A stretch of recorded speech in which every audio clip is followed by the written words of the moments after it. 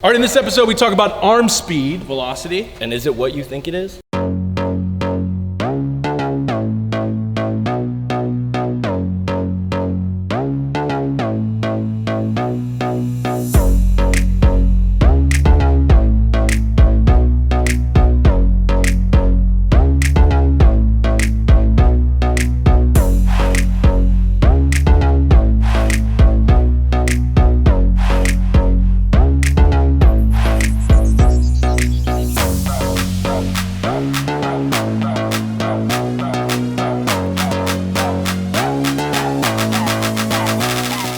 All right, Brent Porcio, Adam Garcia, Stephen Godani, the @TopVelocity hashtag pitching tips show, where you go to Twitter, Facebook, Instagram, and @TopVelocity hashtag pitching tips. You ask your question, anything on pitching or anything we do here, and we answer it on the show. And if you haven't already, please share, like the video, go subscribe to our mailing list. Check out TopVelocity.net, a lot of stuff out there. We want to keep getting you good information, and we also need more questions. If you got a question, please put it out there so we can answer it on the show. So what is the question for today? Marky asks, what is the best way to build more arm speed or velocity for my fastball? All right, good question, Marky. Arm speed, is the end result of implementing or moving force through the kinetic chain and accelerating those speeds and multiplying those forces, and it's a complex system to get to that arm speed. So arm speed, I think the worst way to go at arm speed is to start with the arm. Probably the worst way. It'd be like trying to increase the speed of the whip by grabbing the end of the whip and just trying to speed it up at the end of the whip, right? What do we do to increase the speed on the whip? We grab the handle and we move it faster, right? But at the same time too, we get to the end of the whip countering that initial movement or force moving the handle forward. Same thing's gonna happen here. We're gonna start in the lower half. That's why 3X pitching is strictly built on the lower half. So I'm gonna do a quick run through of what we do 3X pitching to get to arm speed. All right, it goes like this. We load in the back leg, we drive force into the ground through triple extension, we stabilize and break that force into front foot, then move into front leg extension to then add to more forces, which convert into the hip rotation.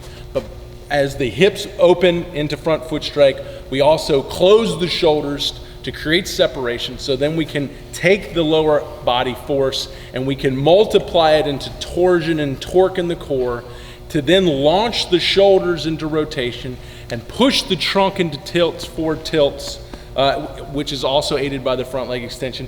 So then we can properly abduct and load and externally rotate the arm to then move into internal rotation pronation when the arm speed begins, the last few milliseconds of the delivery. So that's a lot that we do, and of course you need to learn the intricacies of everything I just said, and I'm sure you're like, well, that wasn't English. What pretty much comes down to this: back leg drive, front leg drive, into hip rotation, separation or delay, into the arm path, and you can learn about my arm path through my arm path videos, and then that's the moment, if we did it correctly, we should have all this energy stretching the arm back like a catapult, then launching the arm forward.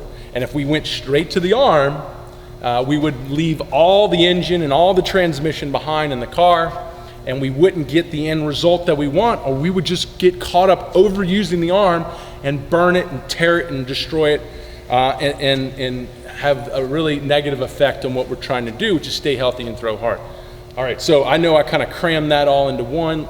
Let's see what Adam has to say. When you first came into this delivery, I'm sure, or in this approach, you probably thought the same thing. How do I increase my arm speed? So what opened your eyes to this? Were you thinking that way? Were you thinking it was all about my arm, or did something early in your life told you that maybe it isn't arm speed, there's more to it? When was that moment when you realized it wasn't just about your arm? Well, when I was younger, I always thought arm speed was just your arm. I mean, you'd go on Perfect Game and you look at someone's profile and be like, okay, this velocity, this and that, and have great arm speed. And I always have coaches tell me, okay, arm speed's always with the arm. You got to try to speed up your arm. You got to try to speed that up. And what you're doing with that is you're going to end up hurting yourself because you're using your arm more than your lower body. And then when I started reading the articles with Brett and I started figuring everything out, I thought, maybe it's not just your arm. Maybe it's from the forces ground up, and these high velocity guys are actually using their body instead of just using their arm. So what happened when you started using the arm? Like, was it an immediate result in velocity? Or did it did it then plateau and take time to get better at those things below the arm? Or what happened? Did you see an immediate jump when you started trying to use your lower half, or did it take time? What happened? Well, I mean, I always read about this stuff about Brent before I came down to the camp, and I always tried to implement like the lower body and stuff like that, but my velocity never went up, and that's because I didn't have the lower body power back then. And as soon as I came here and I started training, I started lifting, I realized that, wow, I can actually move my lower body better than I had before I started throwing harder. Awesome. So, Steven, if you had to speak in a group of high school baseball players, and the topic for the day was to increase arm speed and velocity, and you had 30 seconds to open their eyes to what it really is, how would you say that? I would just say you guys need to learn how the kinetic chain works, and how developing power in the lower half is really, in the end, what's going to be influencing your velocity the most. And pretty much that right there is what I would get at. But then to get more like into it, I would say one of the coolest things that I saw for it was looking at the video of rebuilding David Aardsma. Like David Aardsma, 9-year MLB career now. He's coming out to train actually really soon. We're excited about that side for you to come out, David. I hope you don't get annoyed with our questions. We're going to be picking your brain pretty heavily. See you soon, David. Yeah, but yeah, I would say when Brent and David were looking at it together, they were seeing when his velocity started to go down and when he got his Tommy John surgery, his speeds in his lower half weren't where they used to be. When he used to be a guy throwing high 90s, 100 miles per hour, and they broke it down. They looked at when he was throwing high 90s and when he was kind of back 86 to 89, was it? And the speeds in his lower half just weren't the same. And when he was 86 to 89, the speeds in his upper half and his arm were speeding up. So he didn't have the speeds in his lower half. He was throwing slower, and then that all correlated with the time that he tore his UCL, got his Tommy John injury. So I think that's just huge to show that the speeds in the lower half, if they're not where they used to be, I wish there was more studies on it. I wish there was more guys that we were seeing this, that if you don't have the speeds in your lower half, you have to overcompensate with the arm and the upper half to try to replicate the ball speeds that you're creating. So he was trying to get back to where he was 86 or to the high 90s, and where he was sitting 86, 89, and he didn't know how to do it because he didn't know that it was his lower half that he really needed to start getting going again.